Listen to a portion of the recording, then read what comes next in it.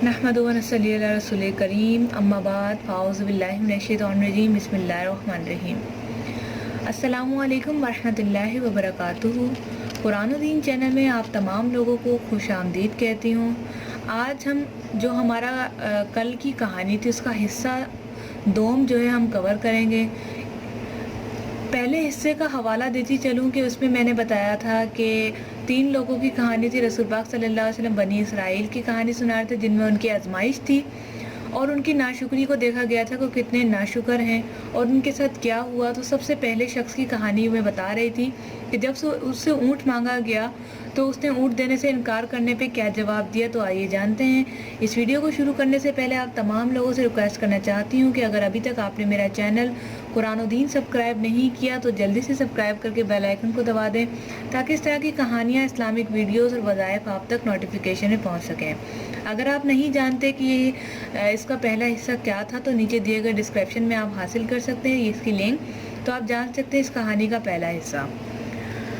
उसके बाद क्या हुआ कि जब उस शख्स ने उससे ऊँट पर सवार होने के लिए ऊँट मांगा तो उसने कहा, यहाँ से दूर चले जाओ, मुझे और बहुत से हकूक़ अदा करने हैं, तेरे देने की इसमें गुंजाइश नहीं है। फरिश्ते ने कहा, शायद तुझको तो मैं पहचानता हूँ, क्या तू कोढ़ी नहीं था कि लोग तुझसे घिन करते थे, और क्या तू मुफलिस नहीं था, फिर तुझको अल्लाह ने ये सब कुछ अता किया। उस शख्स ने फरमाया, वाह क्या खूब, ये माल तो मेरे कई पुश्तों से बाप दादा के वक्त से चला आता है। फरिश्ते ने कहा, अगर तू झूठा हो तो अल्लाह तुझको वैसा ही कर दे जैसा तू पहले था। फिर गंजे के पास आया, उस पहली सूरत में आया और इसी तरह से इससे सवाल किया और इसने भी वैसा ही जवाब दिया। फरिश्ता ने उसको भी यही कहा कि अगर तू झूठा है तो अल्लाह तुझको वैसा ही कर दे जैसा तू पहले था। यहाँ देखें, आप दोनों को वही कलाम पेश किए गए। फिर अंधे के पास उसी पहली सूरत में आया और कहा कि मैं मुसाफिर हूँ, बेसामान हो गया हूँ, आज अल्लाह के और तेरे सिवा मेरा कोई वसीला जरिया नहीं है, मैं इसके नाम यानी अल्लाह के नाम से तुझसे मांगता हूँ। तुझको निगाह बख्शी अल्लाह ने और तुझसे एक बकरी मांगता हूँ कि इससे अपने कारोबार का सफ़र शुरू करूँ। उसने कहा कि बेशक मैं अंधा था, अल्लाह ताला ने महज अपनी रहमत से मुझे निगाह बख्शी, जितना तेरा जी चाहे ले जा और जितना चाहे छोड़ दा, अल्लाह की कसम किसी चीज़ से मैं तुझको मना नहीं करता। फरिश्ते ने कहा कि तू अपना माल अपने पास रख, मुझको कुछ नहीं चाहिए, फ़कत तुम तीनों की आजमाइश मंजूर थी सो हो चुकी। अल्लाह तुझसे राज़ी हुआ और उन दोनों से नाराज़। और उसके बाद क्या हुआ, उन दोनों से वो तमाम नेमतें छीन ली गईं।